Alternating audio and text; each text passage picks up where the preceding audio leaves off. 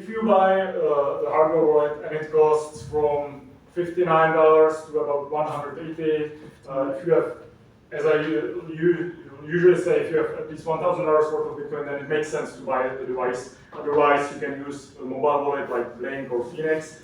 But if you do choose to buy the hardware wallet, make sure you are buying from either us, from Trezor, Trezor.io, from the official website, or to an authorized reseller, and you can find them on the website. But let's say you bought the Trezor, then you unbox it, and you will see that you take the security very seriously, because there's like a hologram on the device that you need to peel off, and you will probably see if this was fake. You can also check on the website how it should look, but you peel it off. And the reason why it's sealed here is because here is the USB-C connector. This is where you plug in the cable. Maybe before I plug in the cable, one important information about the hardware wallet as such is why do you actually need hardware wallet and why this device was invented. It's because it is always offline, and everything that happens on the device doesn't touch the internet. And the reason why it is always offline and why it needs to be is because that is the only way to keep the private keys secure. Otherwise, if you, for example, have it like as a software wallet, if you have your Bitcoin as a software wallet on a laptop, there's very high probability that at some point it will be stolen, because it's a general purpose internet connected device, and that's not good for Bitcoin security. So now you can connect the device to the computer.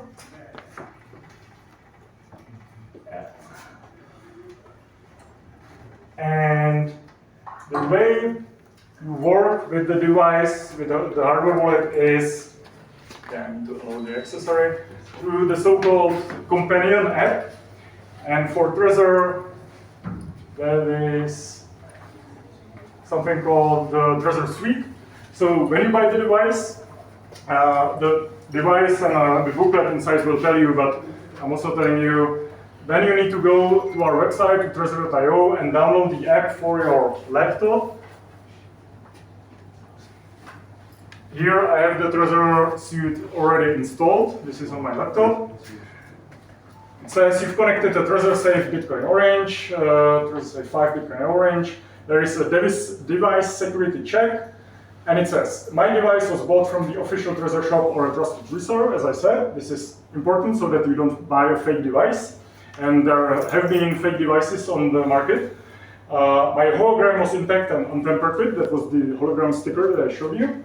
And the device package was intact and untampered with, so that like the box wasn't damaged or anything, so nobody could do anything with it.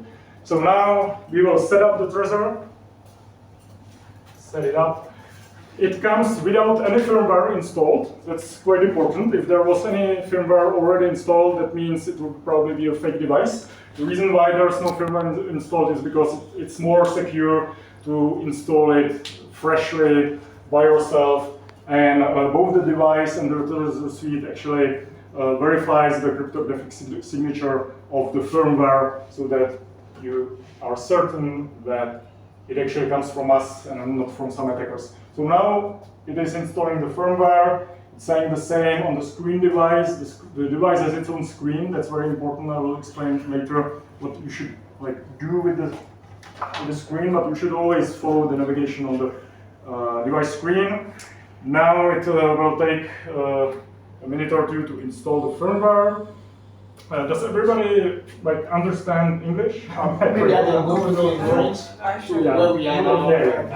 Donc alors, bienvenue à tous à cet atelier de Trezor Academy où on va parler généralement de la clé ou de le portefeuille physique de Trezor, qui est un portefeuille que vous utilisez, qui vous permet d'utiliser Bitcoin sans le connecter à Internet. Parce que lorsque vous utilisez votre Bitcoin sur Internet, bien de nos machines, nos téléphones, vous pouvez subir des attaques et perdre vos bitcoins. Donc avec ça, vous avez plus de sécurité. Donc ici, on présente particulièrement Trezor. Vous pouvez trouver ça sur trezor.io, le site officiel, sur lequel vous pouvez acheter un hardware wallet, qui est le petit appareil qu'il a montré tout à l'heure. Donc lorsque vous achetez normalement, ça doit rester dans son carton. C'est-à-dire, lorsque vous l'obtenez, tout doit être fermé. C'est-à-dire, lorsque vous prenez, le carton doit être fermé et que ça doit pas être ouvert lorsque vous recevez cela. Vous assurer que tout est correct et qu'il n'y a pas eu d'erreur, quelqu'un a fait quelque chose avec. Donc, après ça, lorsque vous l'obtenez, vous allez voir, il y a un petit bout là où le câble entre doit être fermé. Donc, il y a un petit sorte de sachet qui couvre la partie là, qui montre que oui, ça n'a pas été utilisé avant cela. Parce que si vous recevez et qu'il n'y a pas ce sachet, et que quelqu'un déjà essaie de faire quelque chose avec. Or, si c'est le cas, on peut installer de mauvais logiciels sur ça qui, lorsque vous essayez d'utiliser, peut soit transférer vos fonds vers notre wallet ou quand même essayer de voler vos fonds. Il faut s'assurer que cela marche. Donc, lorsque vous vous assurez que cela marche, vous connectez à votre ordinateur. Il y a ce qu'on appelle le Trezor Suite, qui est l'application qui est utilisée pour interagir avec votre hardware wallet. Donc, chez Trezor, on appelle ça Trezor Suite. Donc, lorsque vous achetez votre hardware wallet, vous avez vérifié tout cela, que tout est correct. Vous allez maintenant sur Trezor.io pour télécharger cette application-là sur votre ordinateur. Donc, lorsque vous téléchargez cela et que vous connectez votre hardware wallet, ça va vous signaler d'installer maintenant le firmware, c'est-à-dire le logiciel sur la machine. La machine ne doit pas venir avec un autre logiciel parce qu'il y a des mises à jour qui sont chaque fois faites sur le logiciel pour corriger des bugs, pour assurer que la sécurité est au top à chaque fois. Donc, il ne doit pas y avoir un logiciel sur ça, vous obtenez l'appareil seul sans le logiciel. Et une fois venu maintenant vous connecter, vous avez l'application. Donc ça vous présente l'interface qu'on avait et peut vous lancer l'installation du logiciel sur votre hardware wallet. Donc lorsque vous faites cela, ça installe maintenant la dernière version du logiciel sur votre hardware wallet et vous pouvez maintenant commencer par faire les autres steps pour commencer par utiliser votre wallet. Les questions jusque-là, c'est l'état où nous sommes et on va continuer. Oui. Quand tu dis que la machine ne peut pas venir avec un logiciel, comment vous faites? Oui, enfin, lorsque vous connectez, il doit vous dire d'installer le logiciel. Si ça ne demande pas, si ça ne demande pas, c'est qu'il y a déjà dessus. Donc, he was asking about as the hardware should come without the firmware and we should install it. Yeah. How can we verify that the one we have does not have any firmware on it? Et une question. Oui. Et lorsqu'on installe le logiciel, ça traverse le logiciel, le hardware va nous donner l'adresse pour transférer nos actifs à l'intérieur. Je n'ai pas bien compris. Et bien, lorsqu'on installe le logiciel, oui. Ça traverse le logiciel que ça va nous permettre de générer l'adresse auquel nous allons transférer. Oui, par exemple, lorsque vous avez votre appareil, c'est le système d'exploitation de l'appareil qui vous permet de faire tout ce que vous faites. Installer appareil photo et tout cela. Donc, sans le système d'exploitation, le téléphone, bon, même si ça allume, vous ne pouvez rien faire avec en fait. Donc, c'est le programme, les divers programmes que vous allez utiliser sur la machine. C'est ça le logiciel que vous allez installer en fait.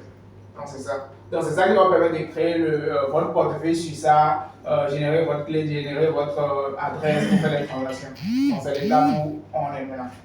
Okay, so I think we can go on because a lot of the questions will probably be answered as we go on. Yeah. So now we have verified the device is genuine. There was a little security check in between. I clicked through that. Now, so at first there was no firmware installed. We needed to install the firmware because it's the secure way. And also very important, there shouldn't be any wallet existing on the device because if there was any wallet, that would mean somebody would have like the recovery seed for that. I will explain in a minute what that is, and they will be able to steal from it. So the wallet is empty right now. There is no like Bitcoin wallet created on it, and it's asking whether I want to create new wallet or recover the wallet. We will create new wallet, but if you, for example, have a Bitcoin from previous device that you have lost or destroyed, or you're migrating to a new device, you can recover the wallet. That's very important because once you put Bitcoin on this device, it feels like the Bitcoin is on the device, but that's not actually true. The device just creates like the private keys for you. You will write down the backup for that wallet, and your Bitcoin is actually on that backup instead of on the device. So you can lose or destroy the device, or in some cases it can be stolen and you will still not like you will not lose the Bitcoin because you can recover the wallet in another device. So the wallet backup is basically the most important thing that we're gonna do. So now we need to create a wallet. Let's go with the default backup type. Create. Oh, no. So it's a little bit sensitive. So create new wallet. Trezor will create your wallet based on the selected wallet backup type. And now you can see you cannot navigate here at all. And I need to go look on the screen. It says create wallet. By continuing to agree to Trezor company's terms and conditions, you should read that. Tap to continue. Now hold to confirm. I need to load it. And it is creating now the private keys, your Bitcoin wallet, inside the device that is offline, that's not touching the internet. It's not happening on the laptop. It's happening on the device. And that's very important because this is the only way safe to create a proper Bitcoin wallet in an offline environment. Now it says wallet created. Tap to continue. And now there's like a red text called saying backup needed. Wallet created successfully. Great job, now let's create a wallet backup. Your wallet backup is the only way to recover access to your wallet. Continue to backup, or we can click skip backup, which would be very unsafe. If you then put any Bitcoin on this wallet, you will have zero backup, and that's a very bad idea. So we should create the backup. The whole onboarding takes like 15 to 20 minutes, but this is critically important to actually go through it and read through what you are doing. So, create wallet backup. Your wallet backup consists of a list of words generated by your Trezor. Write it down accurately and store securely. It's the only way to recover your funds. And now we need to click these boxes saying, your wallet backup lets you recover your funds in case of Trezor loss or damage. Yeah, that's the point. This device doesn't really matter. It just creates the wallet for you. And that wallet will be on a piece of paper, or you can stamp it into steel, or there's like you can stamp it on washers. There's multiple solutions for that, but you need to keep it offline. So, okay, we understand the backup lets us recover the funds. The second box says, never take a picture of your backup or store it anywhere digital. Very important. Do not take a photo of that backup, and do not type it in your email or Google Cloud. Stuff like that. So what about screen taking a picture of it with the phone? No, you cannot.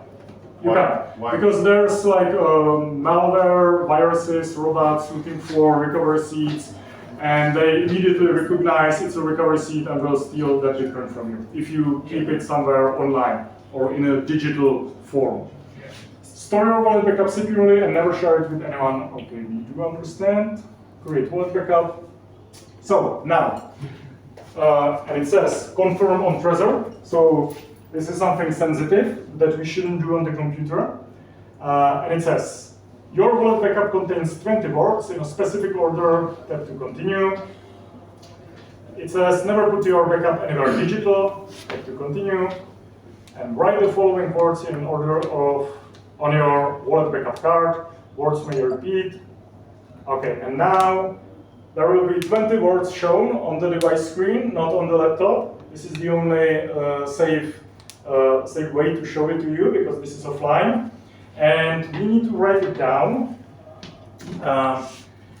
And so that it's easier, I will just pull out the words. So does it come with a carton or a paper? There should be one inside. Yeah. It's, I think this one, I can show it. Do you send pens also? No pens. Not with the device. Yeah, so anybody of you, I'm going to call out the words, which is, then it means the wallet is compromised. But I will call out the words, you please write it down, and then we can recover the wallet from this. So the first is brief. But it needs to be in English, so we cannot translate. Yeah. Bon, je vais vous traduire directement. Or is it too hard? Yes. Il va vous épeler les phrases secrètes du wallet. Quelqu'un c'est là. Ok, je fais un petit point de la partie où on est maintenant. Après